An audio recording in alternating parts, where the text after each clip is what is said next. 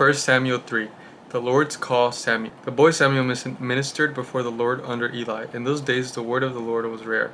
There were not many visions. One night Eli, whose eyes were becoming so weak that he could barely see, was lying down in his usual place. The lamp of God was not yet gone out, and Samuel was lying down in the house of the Lord where the ark of God was. Then the Lord called Samuel. Samuel answered, Here I am. And he ran to Eli and said, Here I am, you called me. But Eli said, I did not call you. Go back and lie down. So he went and lay down. Again the Lord Samuel. And Samuel got up and went to Eli and said, Here I am, you called me. My son Eli said, I did not call. Go back and lie down. Now Samuel did not yet know the Lord. Is he rage baiting? The word of the Lord had not been yet revealed to him. A third time the Lord called Samuel, and Samuel got up and went to Eli and said, Here I am, you called me. Then Eli realized that the Lord was calling the boy. So Eli told Samuel, Go and lie down, and if he calls you, say, Speak, Lord, for your servant is listening. So Samuel went and lay down in his place. The Lord came and stood there, calling at all as at the other times, Samuel, Samuel. Then Samuel said, Speak, for your servant is listening. And the Lord said, Samuel, see, I am about to do something in Israel that will make the ears of everyone who hears it about a tingle. At that time I will carry out Eli, everything I spoke against his family from beginning to end, for I told him that I would judge his family forever, because of the sin he knew about. For his sons blasphemed God, and he failed to restrain them. Therefore I swore to the house of Eli, the guilt of Eli's house will never be atoned for by sacrifice or offering. Of the house of the Lord he was afraid to tell Eli the vision. But Eli called him and said, Samuel, my son. Samuel answered, Here I am. What is it he said to you? Eli asked, Do not hide it from me. May God deal with you and be it very so severely, if you hide from me anything he told you. So Samuel told him everything, hiding nothing from him. Then Eli said, He is the Lord. Let him do what is good in his eyes. The Lord was with Samuel as he grew up, and he let none of Samuel's words fall to the ground. And all Israel, from Dan to Beersheba, recognized that Samuel was tested as a prophet of the Lord. The Lord continued to appear at Shiloh, and there he revealed himself to Samuel through his word. 1 Samuel 4. The Philistines captured the ark.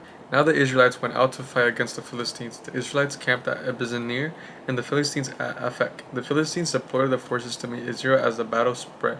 Israel was defeated by the Philistines, who killed about 4,000 of them. On the battlefield, when the soldiers returned to camp, the elders of Israel asked, Why did the Lord bring defeat on us today before the Philistines? Let us bring the ark of the Lord covenant from Shiloh, so that he may go with us and save us from the hand of our enemies. So the people sent men to Shiloh, and they brought back the ark of the covenant of the Lord Almighty, who was enthroned between the cherubim, and Eli's two sons, Hophni and Phinehas, were there with the ark of the covenant of the God. When the ark of the Lord's covenant came into the camp, all Israel raised such a great shout that the ground shook. Hearing the uproar, the Philistines asked, What all this shouting is in the Hebrew camp? When they learned that the ark of the Lord had come in the camp, the Philistines were afraid. A God has come into this camp. They said, Oh no, nothing like this has happened before. We're doomed. Who will deliver us from the hand of these mighty gods? They are the gods who struck the Egyptians with all kinds of plagues in the wilderness. Be strong, Philistines. Be men, or you will be subject to the Hebrews, as they have been to you. Be men and fight. So the Philistines fought, and the Israelites were defeated, and every man fled to his tent. The slaughter was very great. Israel lost 30,000 foot soldiers. The ark of the covenant was captured, and Eli's two sons, Hophni and Phinehas, died. Death of Eli. That same day a Benjamite ran from the battle line and went to Shiloh with his clothes torn and dust on his head. When he arrived, there was Eli sitting on his chair by the side of the road, watching because his heart feared for the ark of God. When the man entered the town and told what had happened, the whole town sent up a cry.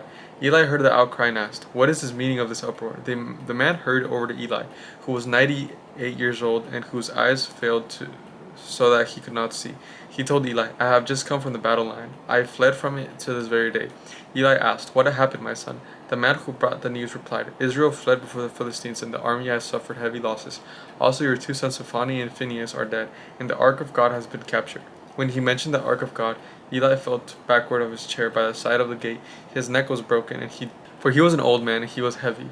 He had led Israel 40 years. His daughter-in-law, the wife of Phinehas, was pregnant and near the time of delivery. When she heard the news that the ark of God had been captured and that her father-in-law and her husband were dead, she went into labor and gave birth, but was overcome by her labor pains. And as she was dying, the woman attending her said, Don't despair, you have given birth to a son. But she did not respond or pay any attention. She named the boy Ichabod, saying, The glory has departed from Israel because of the capture of the God and the deaths of her father-in-law and her husband. She said, "The glory had departed from Israel, for the ark of God has been captured." Dang, bruh. The frig is going on? But that's it. I'll catch you guys tomorrow.